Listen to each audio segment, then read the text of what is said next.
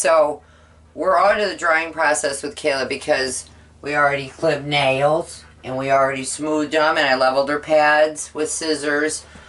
She's strapped up. It looks a little uncomfortable. I've got to be able to keep her in position. She does have enough leash on both ends. I don't want her to have too much back here, but this is just my own booty strap I made, and I go through that too.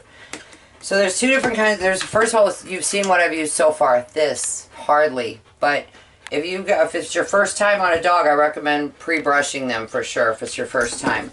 Or their first time with you. And so the other thing I'm using is a metal comb. I like them a lot. I can avoid brush burn that way. I will finish up with a Furminator just a little bit, but I really like to avoid brushes as much as I can because they do create skin rash and irritation on the on there, and then it turns into something more than that because the dog will get fixated on that area and start working it to death. And so I got two different high velocity dryers. One is just a pet dryer. It's called a pet dryer.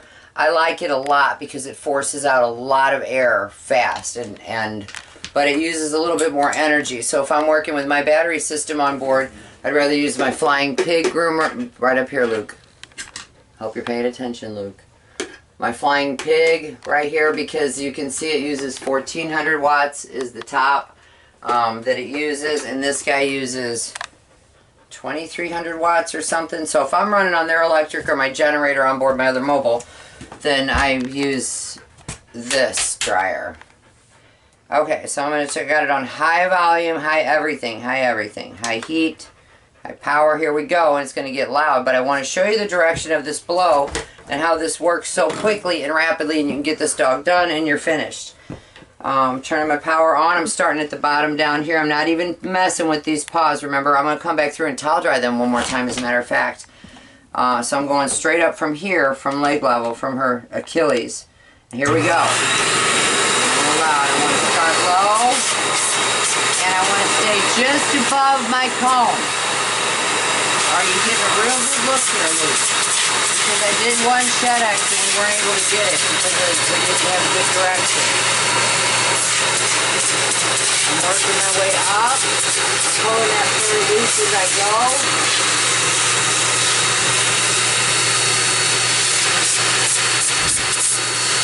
And if you get close enough, you can also run this over the dog real quick.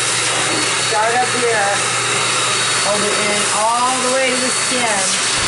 And you can watch that, watch all those sprinkles just flying off of her.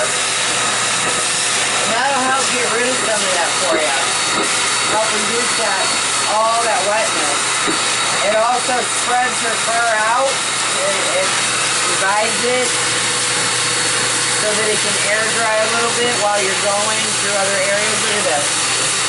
That's what I love about these high pressure, these, I forgot what they're called, high volume, high velocity. I'm 57, I've been learning words all my life, slowing down. You're not going to see a lot of shedding off of her because she's on a schedule with me, a preventative schedule, and the customers will really love that because they can get hands-on with their dog a lot more and they don't have to worry about all that fur. I'm just going back through here. You'll want to get this in the end, but I got to keep her strapped up for now. With the wanderer, I got most of that blown off. I'm going to pull her away a little. So I want to use this side too.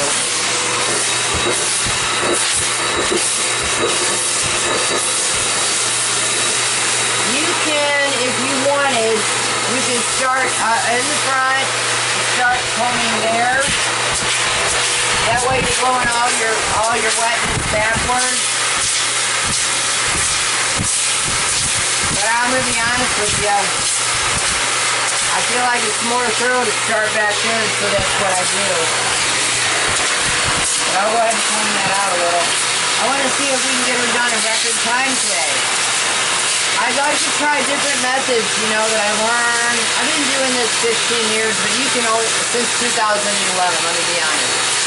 Since 2011, I started dog grooming on my own. I bought a video about how to dog groom from a company, and I just started learning. But they didn't teach much, just about equipment a little bit, a sanitary cut. There wasn't really much involved there. So I had to do a lot of self-teaching and self-discovery and listening to my customers. I'm really, really good at that. Alright, I'm going to start back here again. I'm going to start working my way up. Like I said, I want to stay my comb below the dryer. That way I can see the skin. That way you can inspect their skin too. Make sure there's no sores that the owners are unaware of, or a skin condition that they didn't know about. Maybe you find a tick along the way, or a parasite like that. So she's a husky, like shepherds. They're real thick double-coated dogs, and it does take a minute to dry them. And she gets antsy.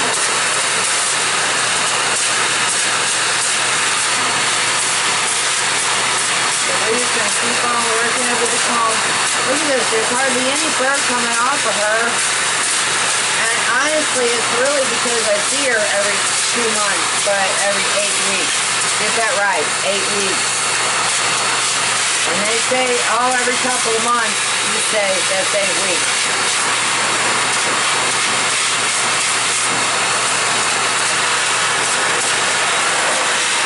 As long as you're, providing a really good service and the dogs are happy, people rebook with you.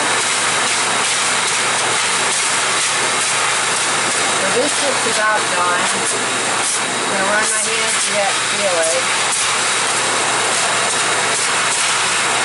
I want to get back in here, tufts of fur get knotted up in there. You can pull them out often.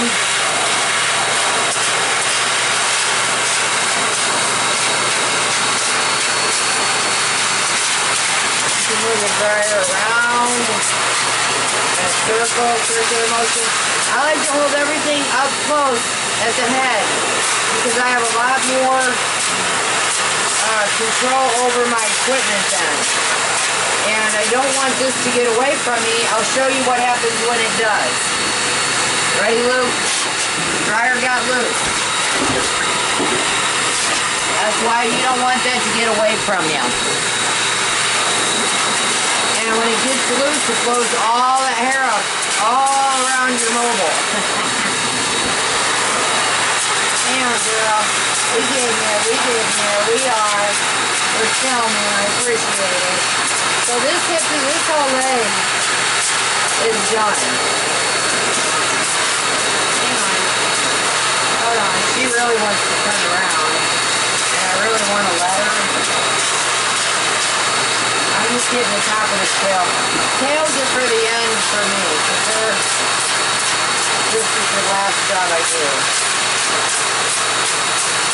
Moving up and around. Can you see how I'm doing that, Luke? Yep. Keeping it just above it. Working right behind the dry line. Separating that fur. Keep a constant comb on that. As long as you're on that fur, you should be doing something besides just drying it. On a stove like this. You should always be working that fur with a comb. Now this way I've got to prove every single piece of fur. It's all dry, it's all combed out. I want to show you something here. I'm going to shut this off because I don't want you to have to watch this whole dry out and my son's going to get terribly bored with it also. But I want to show you now that I'm done with that hip. She's ready. I don't even really need to use this now. But I'm gonna, because I want to make sure I didn't miss anything. And it'll get any of that top fur off. That stuff. But this is not raking against her skin now. It's just on the top coat. And all I'm doing is removing off anything on the surface, right, that I can get. So that's very little for a Husky. For 2 months, I mean, that's pretty good, folks. And that's just because I do this the same way every time. And like I said, if you're in a shop you can take that that undercoat brush and you can, while she's soaped, while she's sudsed, run that undercoat brush. Where is it? This guy here. Keep your supplies close so you're not digging for them. You can run, you know, while you're bathing her, if you're in a shop and you got that kind of water supply and that kind of pressure, you can go back and forth with this while she's got soap on her. And you're going to clean that fur real thoroughly. That way it pulls all that soap through, it pulls that grime out. It's amazing what it does if you're in a shop. But on board a mobile, you got to work with what you got, right? So that's why I recommend using the comb. I'm going to recommend that comb anyway. I'm going to recommend the way I do it, whether you're in a shop, whether you're on mobile, because it works. I mean, it really works. And I'm not the only person that believes that either. I'm not the only good groomer that believes that. You know, if you don't need a bunch of, you don't have to have 15 products on board. You don't have to have a buttload of equipment. You just use what really works efficiently and stick with that method. If you have a proven method that's working for you, stick with it. Because there's more than one way to get the same job done, and there is. Okay, so that's what you saw on that Shut X. Go ahead and cut that, Luke. I'm going to just